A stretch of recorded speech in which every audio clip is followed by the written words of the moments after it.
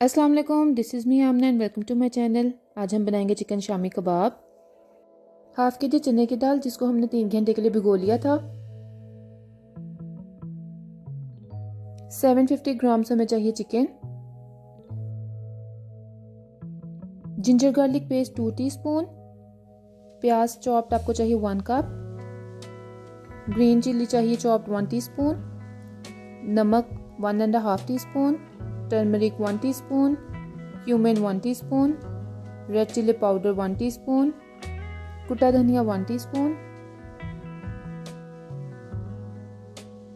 اور ثابت گرم مسالے میں چاہیے دار چینی، بادیان کا پھول، ثابت لال مرچ اور تیز پتہ۔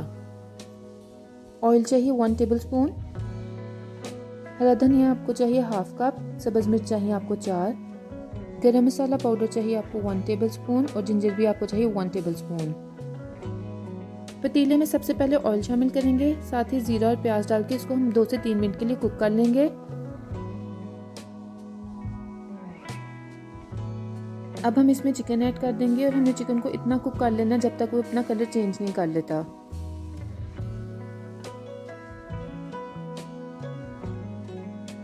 اب ہم اس میں جنجر گارلک کی پیسٹ ایڈ کر دیں گے۔ پیسٹ شامل کر کے ہم نے اس کو تقریباً 2 منٹ کے لیے پکا لینا ہے۔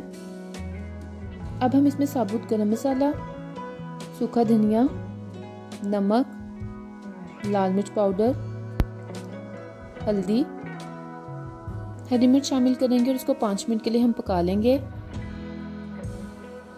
اب 5 منٹ ہو گئے ہیں پکتے ہوئے چکن کو مسالے کے ساتھ۔ اب ہم اس میں بھیگی ہوئی دال ایڈ کر دیں گے اور اس میں پانی شامل کر دیں گے تقریباً 1 لیٹر اور اس کو اچھے سے مکس کر لیں گے۔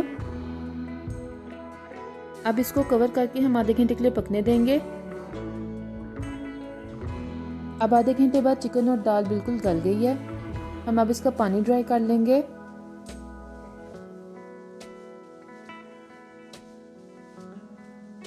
اب دال میں پانی بالکل خشک ہو گیا ہے۔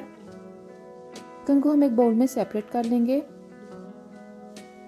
اور دال میں سے بھی ثابت گرم مسالہ ہم نکال کے ڈسکارڈ کر دیں گے۔ ادرک اور سبز مرچ کو ہم کوٹ لیں گے۔ دال کو ہم نے چاپر میں اچھے سے بلینڈ کر لیا ہے۔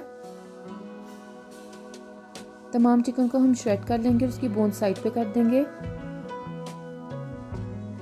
اب جو ہم نے چکن شریڈ کیا تھا اس میں ہم دال ایڈ کر دیں گے۔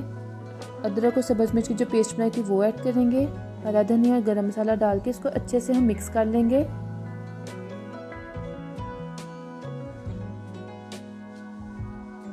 اب ہم اس کے کباب بنا لیں گے